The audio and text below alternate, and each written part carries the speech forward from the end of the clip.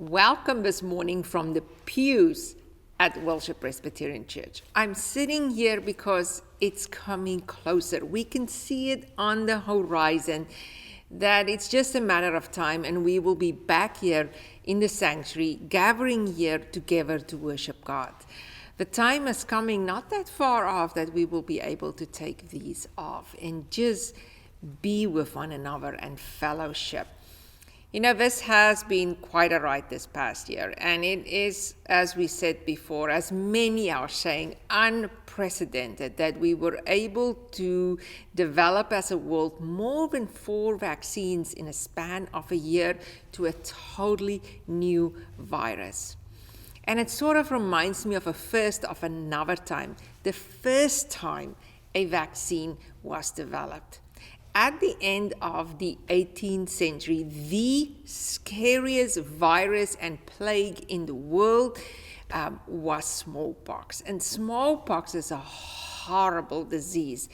It will cover your whole body, every square inch of it, with pus-filling sores. The mortality rate was high. It spread fast. And if you survived it, many people were blind afterwards, and you were disfigured with all the scars of those pus, of those sores.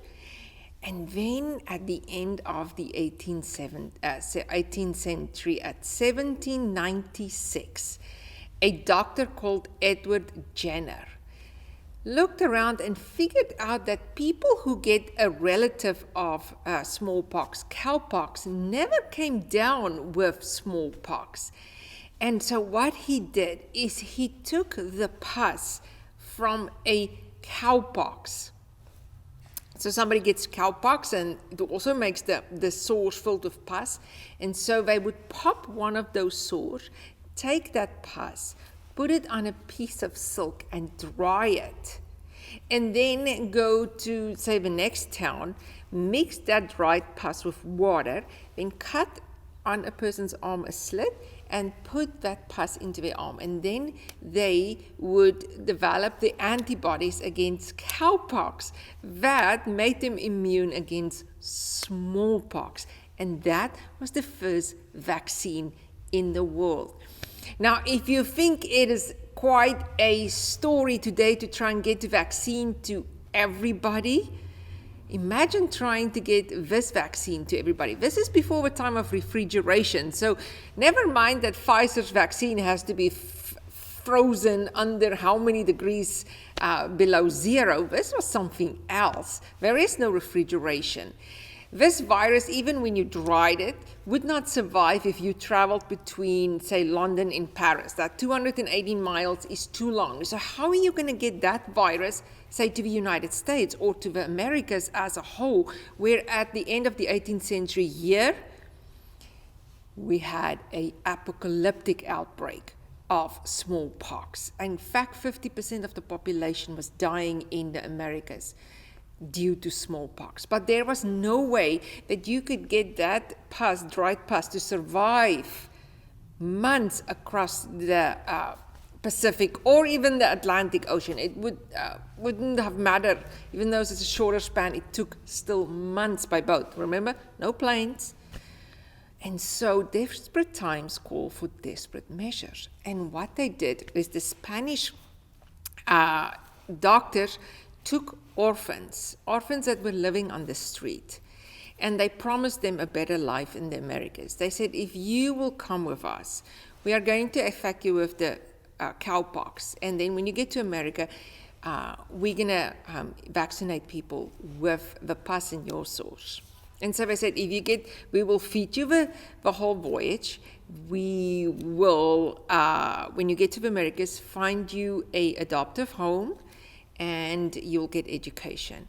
Now, if you were an orphan living on the streets in Spain at the end of the 18th century, you would have said yes. Not that everybody really could say no. It's not like today. People don't have that say over their lives 2 centuries ago. It's just before the era of personal rights and our rights being protected. But nonetheless, They would take 24 orphans, and they will travel with a doctor on the ship.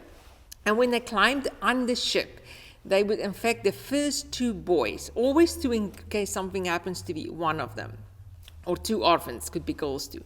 So they take 2 orphans, they would infect them with cowpox. Then 9 to 10 days later, they will be full of these sores, full of pus. And then they would pop it and they would give it to the next 2 orphans. And by the time they reached the Americas, when it was the last 2 kids' sores were ready to be popped, and they could vaccinate. And that is how they vaccinated the whole world at the end of the 18th century. Talk about making a sacrifice and what it took to save people's life.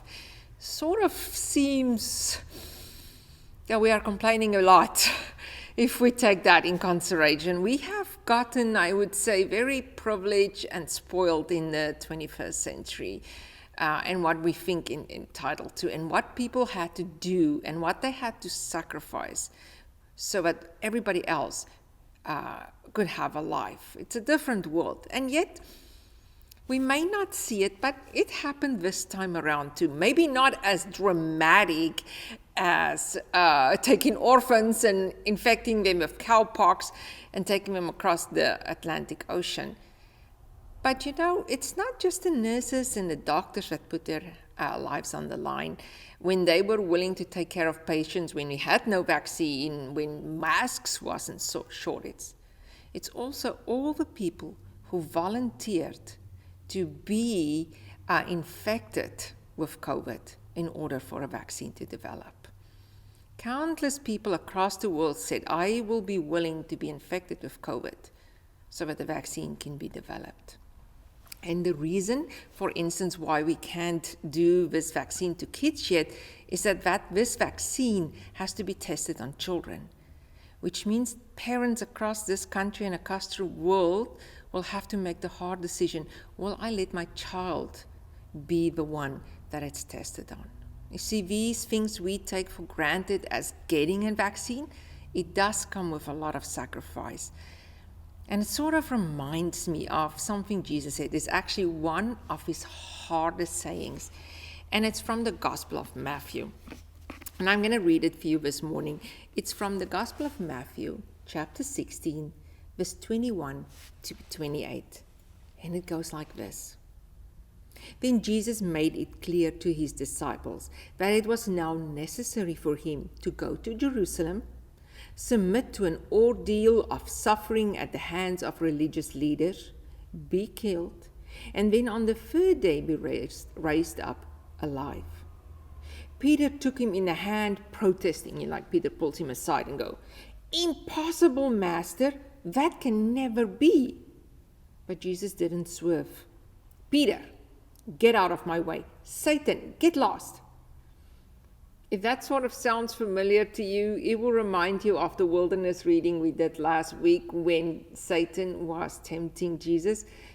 Jesus is in fact saying to Peter, you are doing the same thing right now. You are tempting me to take the easy way out, not the way of the cross.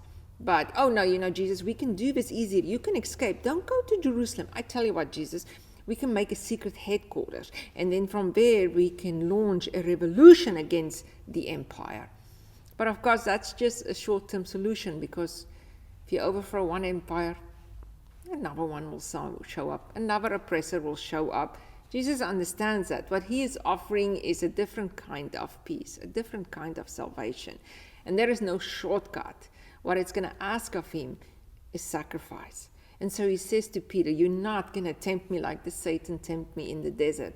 I'm not taking the easy way out. And he says, Peter, you have no idea how God works. Because, we always think it's by power and might. Then Jesus went to work on his disciples. He said, anyone who intends to come with me has to let me lead. You're not in the driver's seat. I am. Don't turn away from suffering. Embrace it. Follow me and I will show you how. If you read the older translations like the NIV or the New Revised Translation, which we use usually here, you'll remember the famous words where Jesus says, you will have to deny yourself, pick up your cross, and follow me. Although I must admit, I love Peterson's translation and the message here of how he says it. And then Jesus says, self-help is no help at all. Self-sacrifice is the way, my way, to find yourself, your true self. Once again, the older translation, remember what it says? If you try to save your life, you will lose it. If you lose your life for me, you will find it. What kind of deal is it to get everything if you want, but lose yourself? What would you ever trade for your soul? Let me put it this way. Say, if Jesus says, if you try to save your life, you will lose it, and if you lose your life for my sake, you will save it, you'll find it. Let me explain like this. Say you are very scared that if you leave your house, you're going to get hit by a car or robbed or attacked. So what you do is that fear petrifies you and you just stay home. What you're actually doing is not saving your life, because living in your house your whole life and never leaving it is never a life. So you're losing it. You have to risk in order to live. And that's at the essence what Jesus is trying to tell here. Every time you try to the easy way out, the protect myself way, I'm not going to take a chance kind of way, I'm just going to look after myself way, you're going to lose your life. And then Jesus says, don't be so in a hurry to get into the business for yourself. Before you know it, the Son of Man will arrive with all the splendor of his Father, accompanied by an army of angels. You'll get everything that you have coming to you, a personal gift. It isn't a pie in the sky by and by. Some of you standing here are going to see that take place. See the Son of Man in kingdom's glory. Meaning that we will be held responsible for how we live this life here on earth. We keep on thinking when we all stand in front of God one day, we keep on thinking what we're going to say is, oh, I believed in Jesus, and God's going to say, ooh, nice. But Jesus is the one that keeps on saying, not everybody who calls me Lord will be saved. And that is because we will be held accountable for the lives we lived here. Did you live a life where you tried to save yourself and then just lost yourself? Or did you live a life that was sacrificial in the face of a crisis, which is what we have been facing this past year? That is the message that Jesus is trying to give. He's not saying you should be risky and go skydiving. That's not what he's trying to tell you. I'm not trying to tell you, well, you need to live life fully, so go skydiving. That's not what he's trying to say. What he's trying to say is that God's not really concerned about your comfort, or God is not really concerned about your happiness. What God is concerned about, if you live a life of quality, if you live a life that matters. Do you live the gospel? Because to live the gospel is to live a life sacrificial. And that's hard words to hear, because I can tell you, if you're me, and you go, I rather like the thing where Jesus says, if you are tired and weary and burdened and you have heavy burdens, bring it to me and I will take it and give you rest. That's the part of the gospel I like. That safety net that Jesus says, I'm there for you. This one, deny yourself, pick up your cross and follow me. Can you think how shocking these words were in the time when Jesus said it? I mean, he's not talking metaphorically. When he says picking up your cross, every single person who's listening to him there, standing that day, what they're seeing in their mind is people carrying their actual cross, because that's what the Romans did. Remember from Jesus' crucifixion? When they crucified you, they made you carry your cross to the place where you will be crucified. Can you think how shocking it is when Jesus say that? Like, what? No, we must choose the harder way. We must choose the way to death. But then they forget that little thing that Jesus says in the beginning when he tells his disciples, I'm getting ready now. I have to walk this way of Golgotha. But never forget what he says. Then Jesus made it clear to his disciples that it is now necessary for him to go to Jerusalem, to submit to an ordeal of suffering at the hands of the religious leaders, to be killed, and then on the third day to be raised up alive. It sees in this sacrificing of ourselves, giving up our comfort, our self-protection, looking out for ourselves, where we find life. It's the old Christian explanation that you heard, the dying to yourself. When you give up this protection, it is when you find life. And it's this reason why the church grew. You know, if you look at the early church, people always scratch their heads and go, how was it possible? In the early church, you know, around 40 AD, there were about 200 to 1,000 Christians. 300 years later, when Constantine became the emperor and Christianized the empire, there wasn't just, say, 20,000 Christians at that stage. There were 33 million Christians. How did that happen? How did Christianity spread like this? I mean, after all, Christianity was very countercultural. People didn't sacrifice to the Roman emperors. They stay apart. They lived different lives. It's because they didn't preach the gospel.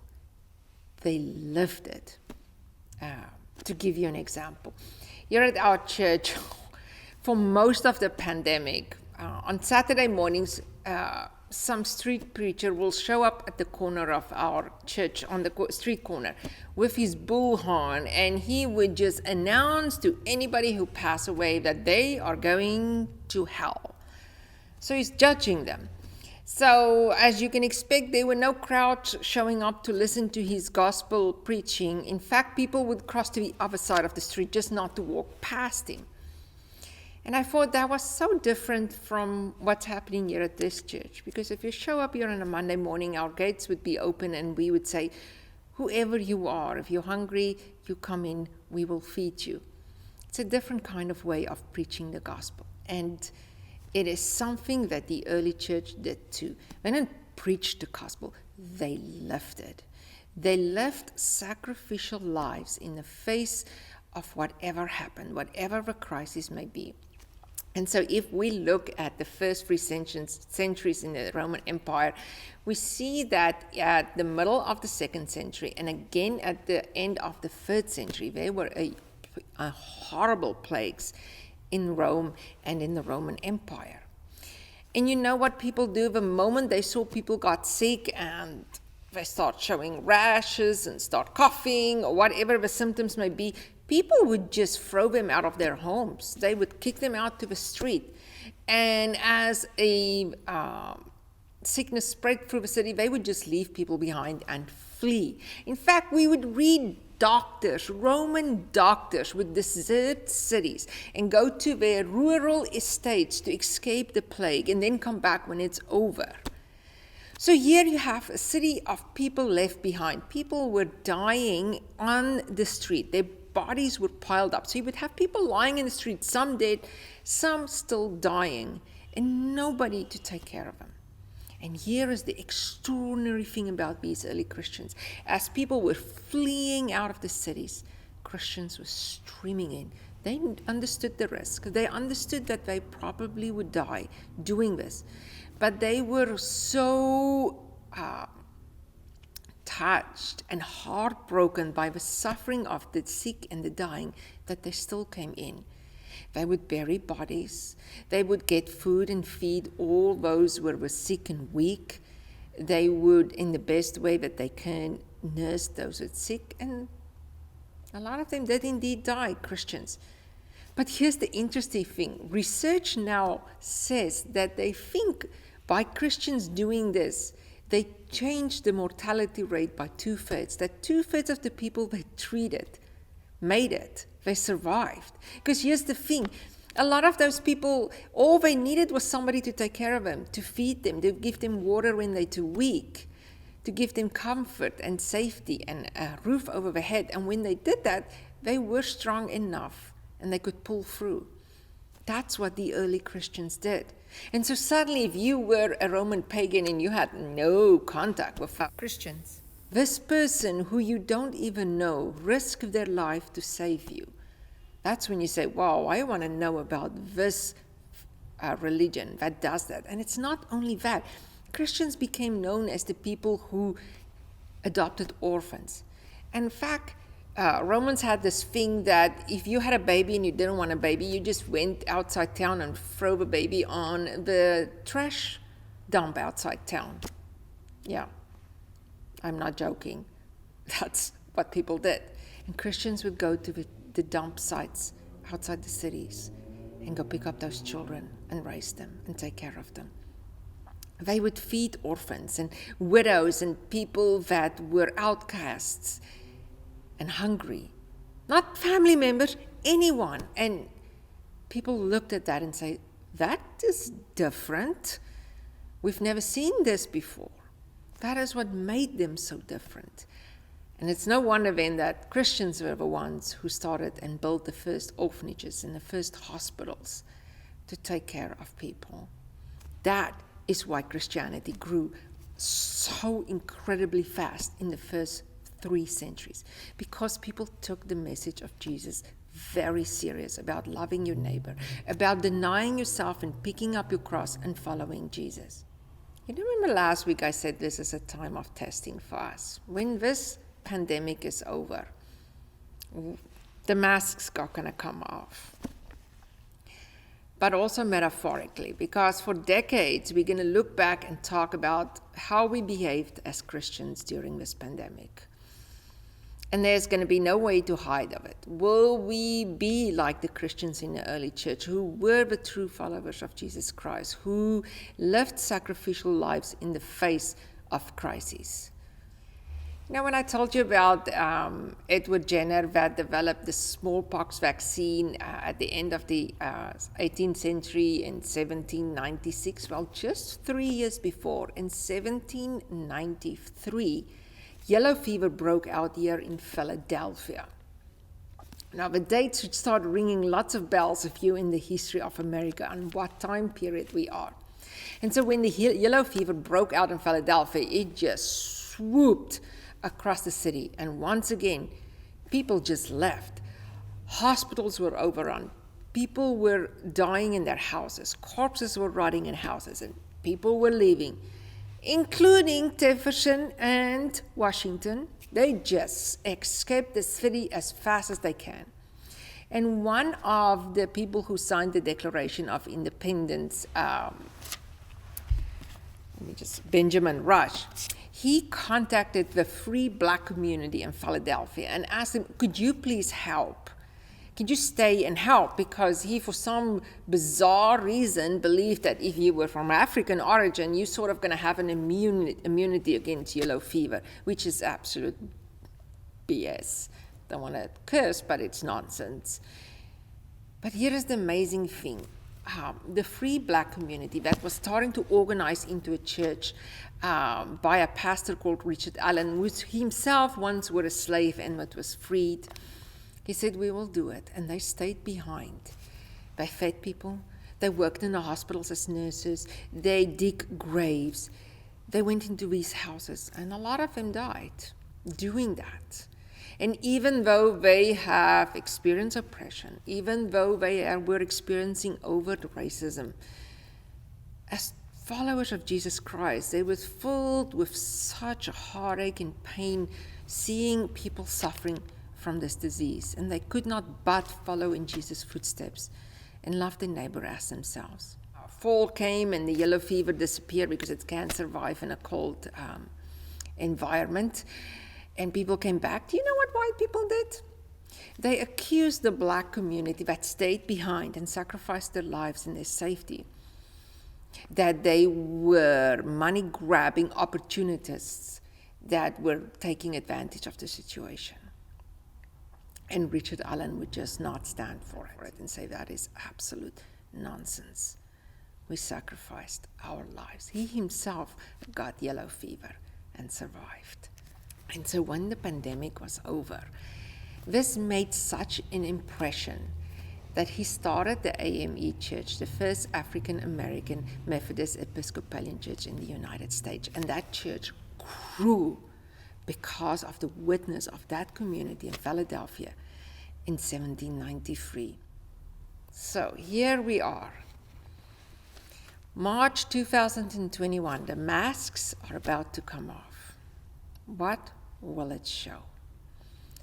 Will it show that when we were faced with a crisis, that we lived a sacrificial life, that we denied ourselves and took up the cross, that we followed Jesus throughout this pandemic? And I hope that that is true for you too personally. Because as I said last week, this was our time of testing. Here is when we found out who we really are, what kind of Christians we are, and if we are indeed living lives that matter. And that said, I want to close us with a prayer of St. Francis, which is one of my favorite prayers, and it's a blessing too. And so may this be true for you. It says, may God bless you with restless discomfort at easy answers and half-truths and superficial relationships, so that you may seek truth boldly and love deep within your heart. May God bless you with a holy anger at injustice and oppression and exploitation of people, so that you may work tirelessly for justice and freedom and peace among all people. And may God bless you with the gift of tears, like Pastor Richard Allen, to shed for those who suffer from pain, rejection, starvation, or the loss of all that they cherish, so that you may reach out your hand to comfort them and transform their pain into joy. And may God bless you with enough foolishness to believe that you can really make a difference in this world, so that you are able, with God's grace, to do what others claim cannot be done. Amen.